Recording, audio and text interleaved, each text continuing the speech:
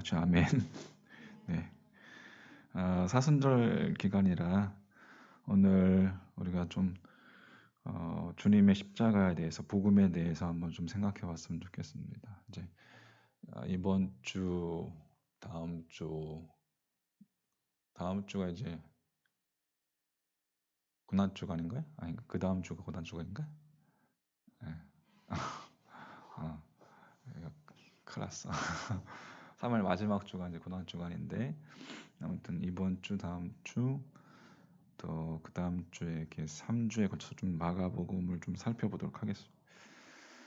자, 오늘 복음의 핵심인데요. 우리가 지난주에 나눴던 것이 그 우리가 사람이 모인 곳에 어느 곳이든 간에 이렇게 말이 있고 또 그 말 한마디가 방금 이야기했듯이 사람을 살리기도 하고 또 사람을 죽이기도 하고 상처를 주기도 하고 상처를 받기도 하고 그러면서 우리가 예수님의 성숙한 분량에 이르기까지 이 과정은 끊임없이 이어질 것이다. 교회 공동체도 마찬가지라고 이야기했습니다. 그래서 기억나시는지 모르겠어요. 연애는 서로 만나서 좋아하는 것을 같이 하는 것이지만 결혼은 서로 만나서 힘든 것을 같이 하는 것이다. 네, 기억나시죠? 공감하신가요? 하시나요? 네. 교회도 사람들과 그룹을 나누어서 이렇게 활동하는 것, 이렇게 전혀 다른 환경에서 살아온 사람들, 그죠? 서로 다른 환경에서 살아온 사람들이 만나서 가정도 그렇게 서로 다른 환경의 남자와 여자가 만나서 가정을 이루려면 수도 없이 싸우고 또 서로 맞춰 나가는 것처럼 교회 공동체도 마찬가지라는 거예요. 그래서 우리가 서로 돌아봐서 히브리서 말씀 나눴어요. 히브리서 10장에 보면 서로 격려해서 사랑과 좋은 일을 하도록 마음을 씁시다. 그리고 어떤 사람들처럼 같이 모이는 일을 폐지하지 말고 서로 격려해서 자주 모입시다. 더구나 그날이 가까워 오는 것을 아는 이상 더욱 열심히 모이도록 합시다. 그렇게 말씀을 우리가 나누었습니다. 우리가 의도적으로라도 좀 서로를 돌아보는 것을 여러분 각자 삶 속에서 한번 우선으로 한번 두어 보시기 바라겠습니다. 그러면 여러분 삶 가운데 하나님께서 주시는 또 다른 은혜가 이렇게 있을 줄 믿습니다. 교회는 이렇게 앞서가면서 무언가를 이루는 것도 필요하고 또 중요하지만 이렇게 끝까지 함께하면서 함께 가는 것, 함께 믿음의 승리를 이루어가는 것이 중요하다고 이야기를 했어요. 그래서 소망하기는 여러분 하나님께 그렇게 우리가 서로를 돌아보고 격려하는 중에 우리의 신앙이 자라서 어느 사이에 하나님께 여러분 각자가 쓰임받는 삶을 살고 있는 그런 우리 모두가 되기를 주님의 이름으로 간절히 축복합니다. 오늘 마가복음인데 일반적으로 여러분 초대교회에 의해서 이 복음이라고 복음이라고 불리는 내용은 예수님의 생애, 또 사역, 또 죽음, 그리고 부활, 그것에 나타난 하나님의 구속 행위, 이것을 보통 우리가 초대교회의 복음이라고 이렇게 부릅니다. 이것을 마가가 복음이라고 그렇게 부른 것은 로마서에 보면 로마서 1장 16절에 보면 모든 믿는 이에게 구원을 주시는 하나님의 능력이다라고 그렇게 선언된 그 복음과 같은 내용을 제시하고 있었기 때문에 그렇습니다. 마가가 말하는 복음, 그것을 알기 위해서 우리는 먼저 누구를 알아야 되냐면은 바울을 알아야 됩니다. 바울. 마가는 원래 바나바와 사촌이었습니다. 그래서 마가는 이 바나바와 사역하고 있었던 바울을 잘 알고 있었어요. 그래서 바나바와 바울이 예루살렘에서 안디옥으로 돌아갈 때에 또 1차 전도 여행을 떠날 때에도 이 마가를 함께 데리고 갔습니다. 그런데 마가가 전도 여행 중에 이탈하게 되죠. 그 사건으로 인해서 바울과 바나바 사이에 서로 분열이 일어났고 서로 그 결과 2차 전도 여행 때는 바나바와 바울이 헤어지는 결과를 가져오게 됩니다. 바나바는 기회를 주자. 그런 의미로 마가를 데리고 가려고 했는데 바울은 안 된다. 싸가지 없다. 안 된다. 그것을 좋게 여기지 않았고 그래서 심하게 다툰 끝에 서로 갈라서고 말았다라고 성경은 그렇게 기록하고 있습니다. 하지만 그로부터 약 12년 후인 바울이 1차로 로마의 감옥에 갇혔을 때 이제 61년 60더 63년경 그 감옥에 마가도 같이 있게 되었다고 성경이 기록하고 있어요. 골로새서 4장 10절 말씀에 보면 자 한번 골로새서 빌립보서 다음에 골로새서 4장 10절 말씀에 보면 나와 함께 갇힌 아리스다고와 바나바의 생질 누구? 마가와 자 지금 다 같이 갇혀 있는 감옥에 갇혀 있는 거예요. 뿐만 아니라 이 바울이 이 마가를 단순히 바나바의 사촌이라고 표현을 넘어서 이제 동역자라고 그렇게 바울이 마가를 부릅니다. 빌레몬서에 보면 제가 읽어드릴게요. 나의 동역자인 마가와 아리스다고와 데마와 누가도 무난합니다. 표준세 번역. 빌레몬서 1장 24절에 있습니다. 그러니까 더 나아가서 바울의 최후에 바울이 가장 죽기 전에 쓰였던 그 시기에 쓰였던 것으로 보이는 디모데 후서에 보면은 바울이 디모데에게 편지를 쓰면서 마가를 데리고 올 것을 요청합니다. 그때 바울이 마가를 그가 나의 일에 유익하니라라고 그렇게 평가했습니다. 바울이 그렇게 싸워서 2차 전도여행 때 데리고 가지 않았던 그 바울이 그가 마지막에 거의 썼을 그 디모데 후서에서는 마가를 좀 데리고 와라. 나의 일에 그가 유익하다. 자, 이러한 스토리를 살펴볼 때에 마가는 이방인의 사도인 바울과 아주 깊은 이제 영적 관계를 맺고 있었을 뿐만 아니라 그 바울로부터 많은 영향을 받았음을 우리가 알 수가 있습니다. 자, 마가복음을 우리가 또 알기 위해서 또 중요한 것은 마가가 바울뿐만 아니라 예수님의 수제자였던 베드로와도 깊은 만남이 있었다는 것을 우리가 살펴봐야 됩니다. 마가와 베드로 이 두 사람의 관계는 베드로 후서에서 이 베드로가 마가를 가리켜서 내 아들 마가 이렇게 베드로 전서에서 언급한 것을 가지고 우리가 충분히 짐작할 수 있습니다. 내 아들 마가. 더욱이 이제 헤롯 왕이 심하게 예루살렘 공동체를 교회 공동체를 핍박하면서 야고보가 죽고 또 베드로도 옥에 갇혔을 때에 하나님의 도우심으로 그 감옥을 나와서 간 곳이 마가라 하는 요한의 어머니 마리아의 집 이렇게 사도행전에 보면 우리가 볼 수가 있는데 마가 집에 그러니까 마가라 하는 요한의 마가의 어머니 집에 간 것이죠. 그 마가의 집에 이러한 어린 종이 베드로의 그 목소리만 듣고도 베드로를 알아차리는 그 기록이 사도행전 12장에 보면 나옵니다. 베드로가 대문을 두드리니 로데라는 어린 여종이 맞으러 나왔다. 그 여종은 베드로의 목소리를 알아듣고 너무 기뻐서 문을 열지도 않고 도로 달려 들어가서 대문 앞에 베드로가 서 있다고 알렸다. 그러니까 베드로와 마가의 관계가 얼만큼 친밀한지를 알 수 있는 대목입니다. 감옥에서 나와서 찾아간 곳이 마가의 어머니의 집.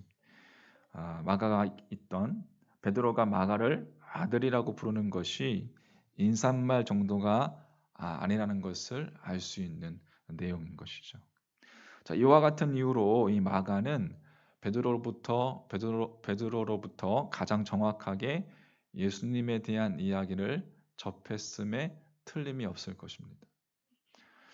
그런 의미에서 어떠한 다른 복음서보다 예수님의 고난의 형장을 이 마가는 매우 상세하게 기록할 수 있다는 것을 기록한 것을 우리가 알게 됩니다. 바울의 시대, 사실 당시 여러분 그 초대교회 당시 이제 예수님께서 부활 승천하시고 다시 오겠다라고 하셨는데, 다시 오마라고 하셨는데 예수님의 재림이 점차 늦어지면서 이제 그 이단들이 생겨나기 시작했죠. 당시 큰 관심사 중에 하나가 영주주의였는데, 그러니까 예수님의 메시아, 예수님의 구세주, 메시아의 됨에 대한 심각한 도전이었습니다. 예수님이 십자가 위에서의 죽음을 격화시키는 태도를 가져왔기 때문입니다.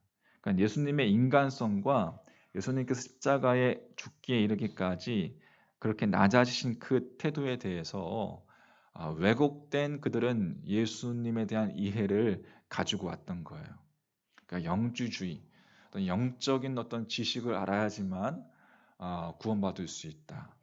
그래서 육적인 것은 악한 것이고 영적인 것만 선한 것이다. 그래서 마가는 예수님의 이적들을 중심으로 이렇게 한 기록보다 사도들의 가르침을 극대화시켜서 단순하게 연약함 가운데 십자가에 못 박히셨으나 하나님의 능력으로 사신다라는 점을 강조했던 것입니다. 그러니까 마가복음에 나오는 예수님의 순환 이야기에 등장하는 그 예수님께서는 아무런 행동도 하지 않았고 침묵하는 것을 선택하면서 자신에게 주어진 역할을 잘 담당하는 모습으로 그렇게 마가는 기록하고 있는 거예요. 그러니까 한 가지 재미있는 사실은, 그러니까 예수님의 그런 연약한 모습, 그죠? 예수님의 육적인 연약한 모습을, 인간적인 모습을 마가는 기록한 거예요. 한 가지 재미있는 사실은 이 총 마가복음이 661절에 달하는데 그 마가복음 전체의 200절을 이제 기적과 치유로 기록하고 있고 그 대다수의 내용이 긴 앞부분의 서문에 있다는 것을 우리가 보게 됩니다. 그러니까 예수님의 그 성공적인 공생애, 목회, 또 이적, 또 기적, 뭐 그런 권위 있는 가르침, 또 자연을 압도하는 능력에 대한 그 기사로 이 마가복음의 기록 가득 채워져 있는데, 그것은 무엇을 이야기하는 거냐면은 당연히 예수 그리스도의 하나님 되신, 앞에서 이야기했던 예수님의 메시아 되심에 대해서 말하고 있는 것이죠. 그런데 마가복음의 나머지 반에는 상대적으로 그러한 예수님의 기적과 치유에 대한 기록은 거의 없고 예수님에 대해서 다른 관점에서 기록된 말씀들이 많이 나오고 있습니다. 그러니까 엄밀하게 따져서 8장 27절 그 전까지 보면 뭐 맹인을 고치시고 이제 많은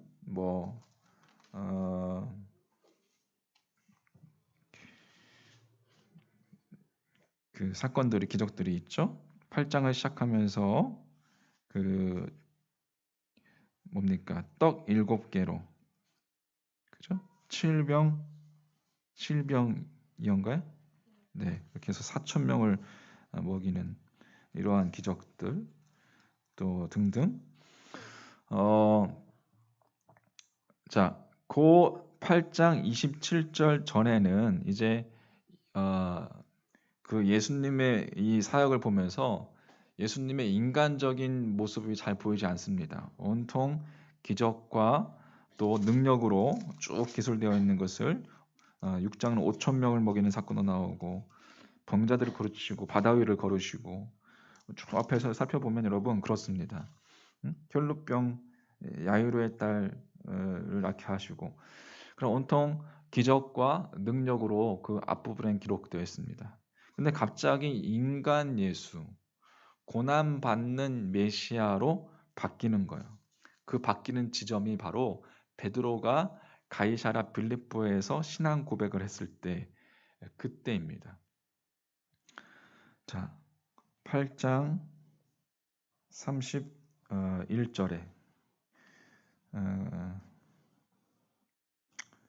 그 전에 29절에 보면 예수님께서 너희는 나를 누구라 하느냐? 베드로가 대답하여 이르되 주는 그리스도이시다 하매 이에 자기의 일을 아무에게도 말하지 말라 경고하시고 인자가 많은 고난을 받고 장로들과 대제사장들과 서기관들에게 버림받아 죽임을 당하고 사흘 만에 살아나야 할 것을 비로소 그들에게 어떻게 하시되 가르치시되 드러내놓고 이 말씀을 하시니 라고 되어 있습니다. 자, 이전에는 전혀 말씀하지 않으셨어요. 내가 십자가에 못 박혀 죽을 거다. 메시아 사역에 대한 그 십자가의 그 사역을 이 베드로의 고백이 있은 후에 말씀하기 시작한 거 비로소. 이후로부터 우리는 이제 예수님께서 고난 당하시는 예수님을 우리가 이제 만나게 되는 겁니다. 당당한 기적과 그 권위들은 다 사라지고 이제 연약한 예수님의 모습이 집중 부각되는 것을 우리가 보게 됩니다.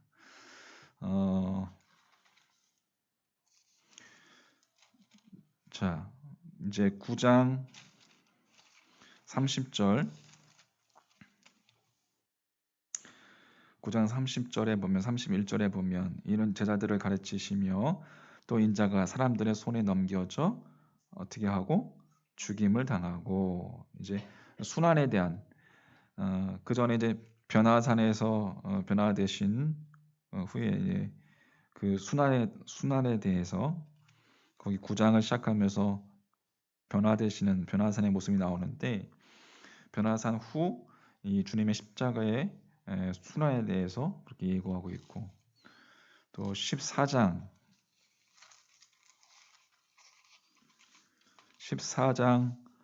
32절에 보면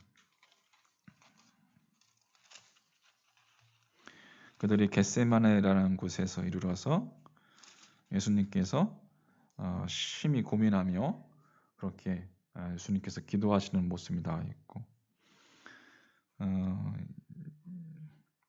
예루살렘에서 이렇게 핍박을 받을 것이다.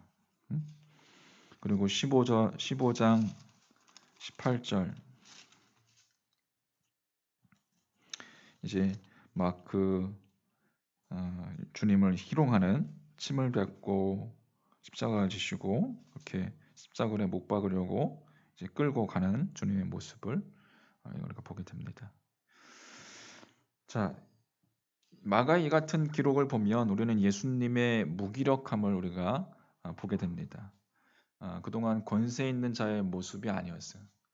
특별히 이 겟세마네에서 기도하실 때는 주님이 하신 말씀이 참 좀 그렇습니다. 마음이 마가복음 14장 34절에 보면 내 마음이 심히 고민하여 죽게 되었으니 자, 심히 고민해서 죽게 되었다.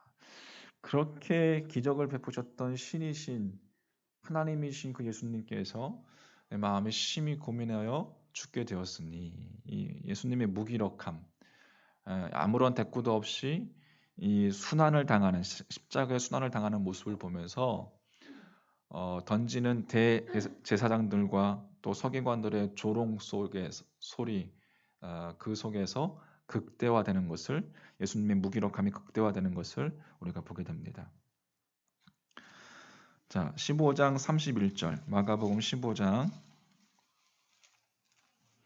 31절 말씀에 그와 같이 대제사장들도 서기관들과 함께 어떻게 하며 희롱하며 서로 말하되 그가 남은 구원하였으되 자기는 구원할 수 없도다. 자, 이처럼 무기력한 인간 예수를 순환당하는 모습을 통해서 우리가 무기력한 예수님의 모습을 보게 됩니다. 자, 여기서 깨달을 수 있는 것이 우리가 무엇일까요? 자, 오늘날 우리가 예수님을 바라볼 때의 문제는 지나치게 우리가 18장 27절 이전에 강조를 둔 신앙 모습, 그 모습만 우리가 원하고 바란다는 거예요. 다시 말해서 축복과 치유에만 강조점을 둔 믿음 말입니다. 물론 축복과 치유도 하나님의 관심이지만 그것만이 전부가 아니라는 거예요.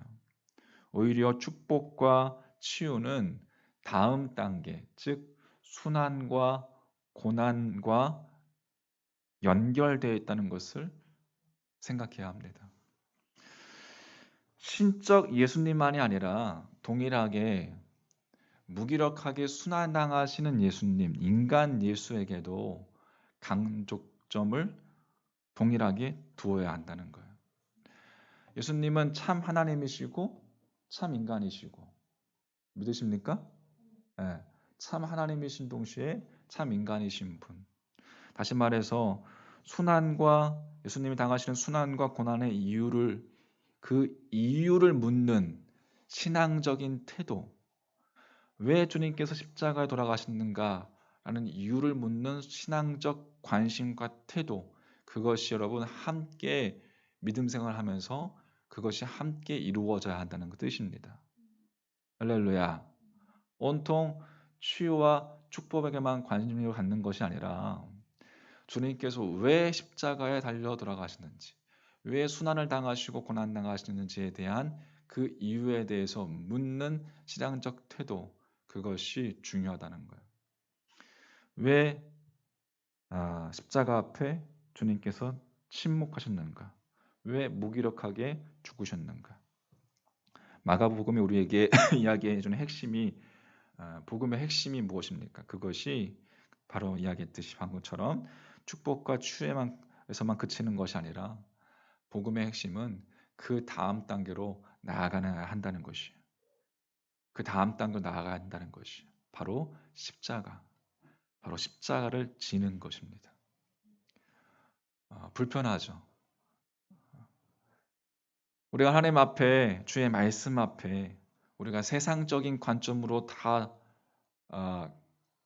눌려져 있기 때문에, 그렇게 세상적인 논리로 우리도 모르는 사이에 우리 안에 가득 차 있기 때문에 우리가 십자가를 지어야 된다라는 이 말씀을 들으면 불편합니다. 그런데 주님은 어떻습니까, 여러분? 주님은 끝까지 하나님의 말씀 앞에 순종하셨습니다. 순복하셨습니다. 왜? 우리를 사랑하셔서. 할렐루야. 다른 이유 없습니다. 우리를 사랑하셔서. 하나님은 사랑이시다. 하나님은 사랑 자체이시기 때문에, 주님은 사랑 자체이시기 때문에 우리를 사랑하시기 위해서 그분은 하나님의 뜻에, 하나님의 말씀 앞에 순복했습니다. 그러면 우리의 논리는 어때야 됩니까? 우리가 주님의 말씀 앞에 순복해야 된다, 순종해야 된다 라고 강대상에서 선포되어지는 말씀의 논리는 우리가 주님을 사랑하기 때문에, 우리도 주님을 사랑하기 때문에, 날 구원하신 주님의 사랑, 그 사랑이 그 어떠한 것도 바꿀 수 없기 때문에, 그래서 그 말씀 앞에 순종하며 순복하는 모습이 되어야 된다는 것입니다. 할렐루야. 어떤 힘의 논리가 아니라, 세상이 이야기하는 힘의 논리가 아니라 우리를 억압하는 겁니까? 너 내 말 들어야 돼. 너 내 말 안 들으면 죽어. 이겁니까? 이것은 바로 여러분 세상이 말하는 논리예요. 그것이 세상이 힘이 이야기하는 논리란 말이에요. 우리는 그 세상에 이야기하는 그 논리로 우리도 모르는 사이에 우리 안에 있기 때문에, 그래서 하나님께서 우리한테 주님의 말씀 앞에, 성경으로 늘 이야기하잖아요. 주의 말씀 앞에 순종해야 된다. 100% 순종해야 된다. 근데 불편합니다. 우리를 억압하는 것 같으니까. 근데 사실은 여러분, 우리가 그 세상의 논리가 아니라, 힘의 논리가 아니라 주님을 사랑하는 사랑의 마음으로부터 주의 말씀 앞에 순종하는 모습이 되어야 된다는 거예요. 할렐루야. 여러분과 저의 믿음의 자세가 그렇게, 이게 복음의 핵심.